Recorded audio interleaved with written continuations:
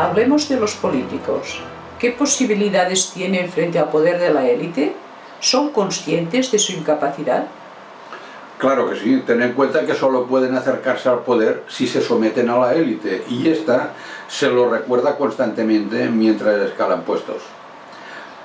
¿Por qué crees que tipos como Obama, Cameron y Merkel, por citar a los más influyentes en Occidente, son incapaces de proporcionar el bienestar incluso a sus propios ciudadanos? Primero, porque el escenario en el que se mueven es la democracia capitalista, pensada e impuesta por las élites para explotar y robar a la población. Segundo, porque los políticos proceden del funcionariado o de círculos cercanos a la élite, sin cuyo consentimiento jamás serían propuestos como candidatos. Eso explica que se vendan para aprovecharse del cargo y aparezcan en los medios luciendo trajes y sonrisas satisfechas, mientras su población se desangra rodeada de angustia y miseria. Tercero, porque los medios de comunicación, todos ellos en poder de la élite, defienden las opiniones que más la favorecen, de tal forma que la población, desinformada y engañada, vota a los representantes de la élite pensando, erróneamente, que vota a sus propios representantes. Así las cosas, las cancillerías de Occidente están ocupadas por corruptos dispuestos a servir a la élite y a joder al público. Con ellos hay una plétora de ratas escaladoras que aspiran a sustituirles y a su alrededor un sinfín de conspiradores que les soban, les engrasan con prebendas y les recuerdan machaconamente que ocupan el puesto gracias a la élite para que todas las leyes y decisiones la favorezcan. Ponme un ejemplo. No sé, pongamos el caso de Merkel, una fulana que ha llegado a la presidencia de Alemania, vete a saber cómo. Su primera preocupación consiste en mantenerse en el poder y con este fin orienta todas sus decisiones. Como que su propósito solo puede cumplirse mamándosela a la élite, se desvive por satisfacerla y darle placer. Es por eso que toda su genialidad se reduce a empobrecer a la población, para que la economía europea sea más competitiva y así salir de la crisis. ¿Piensa competir con países en los que los trabajadores cobran €1 al día por jornadas de 20 horas? Por supuesto que no. Su puerca idea no es ninguna genialidad, porque se la impuso la élite como condición para alcanzar el poder. Por eso actúa como paladín del neoliberalismo, compitiendo con Cameron y Obama, desmontando la sociedad del bienestar para que la élite tenga mayores beneficios. Exige reformas a los países sometidos a su influencia con objeto de privatizar la sanidad, la educación y todo lo que pueda ser objeto de negocio para la élite, ensanchando las diferencias existentes entre ricos y pobres. Baja los salarios y los márgenes de beneficio a autónomos y pequeñas empresas para que bajen los costes de producción de las multinacionales. Y en fin, somete a los países dependientes convirtiéndoles en fábricas para sus productos, de modo que nunca pueden hacer los propios, asegurando la continuidad de este sistema de mierda llamado capitalismo, que siempre ha concentrado el poder y el dinero en unos cuantos y ha repartido el trabajo y la miseria entre la mayoría. Las consecuencias de su criminal proceder son pavorosas. Millones de ciudadanos en paro, masas crecientes de hambrientos, multitudes de jóvenes sin futuro, países arruinados para siempre, poblaciones cansadas de vivir, cantidades ingentes de angustia y desesperación invadiendo las familias y suicidios en ascenso. El proceder de esta sinvergüenza no puede ser calificado de incompetente, sino de criminal.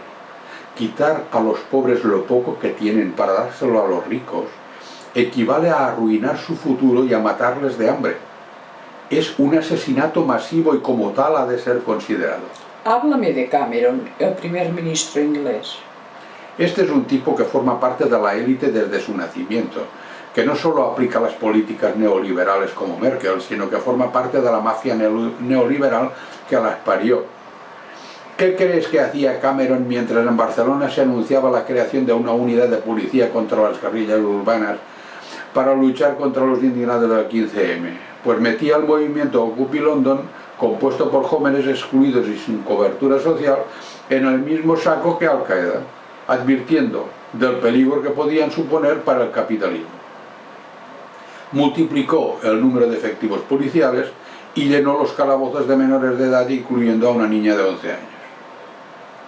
Con una desvergüenza que habla por sí sola del grado de putrefacción de sus ideas, dijo que quienes alborotan son criminales y delincuentes puros, y no descartó el empleo ilimitado del ejército con planes para convertir la vida de sus líderes en un infierno.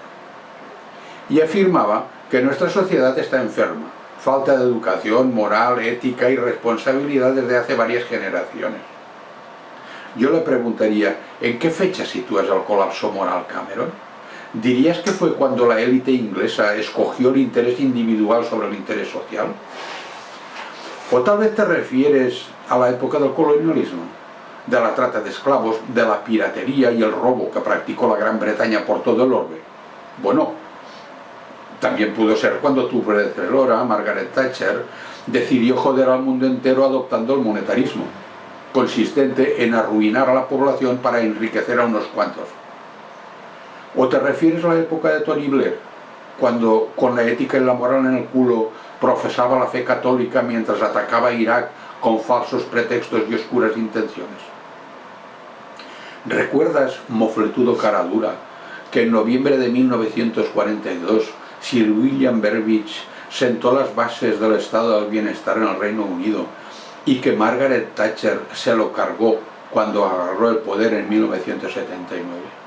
¿Sabías que desde entonces, según el profesor Dorling, la riqueza acaparada por el 1% de la población del Reino Unido pasó del 6 al 50% de los ingresos totales del país y sigue creciendo a costa de los más pobres, pudiéndose hablar, según el mismo Dorling, de un país en bancarrota financiera, residencial, política, moral, emocional y medioambiental? Para terminar, Cameron, ¿también eres de los que creen que los derechos humanos son un obstáculo para la seguridad? Por supuesto que sí. Para que tú y los de tu calaña podáis seguir robando eternamente. Así son los políticos occidentales. Podría hablarte de Obama, un negro que iba a transformar el mundo y al que concedieron un Nobel de la Paz anticipadamente. Como los demás presidentes norteamericanos, acabará sus mandatos más satisfecho que Dios después de haber arruinado el mundo un poco más. El futuro del mundo será más negro que Obama mientras no seamos capaces de crear otro tribunal como el de Nuremberg, para sentarles en el banquillo con la acusación de crímenes contra la humanidad. Pero mientras eso no sea posible, invito a la población a que salga a la calle y a que no la abandone hasta conseguir 3 objetivos básicos: nacionalización de la banca, las empresas estratégicas y los servicios fundamentales, creación de una moneda nacional de uso interno para emplear a toda la población y establecimiento de una democracia absolutamente real y directa. Muchas gracias, Joan. A ti.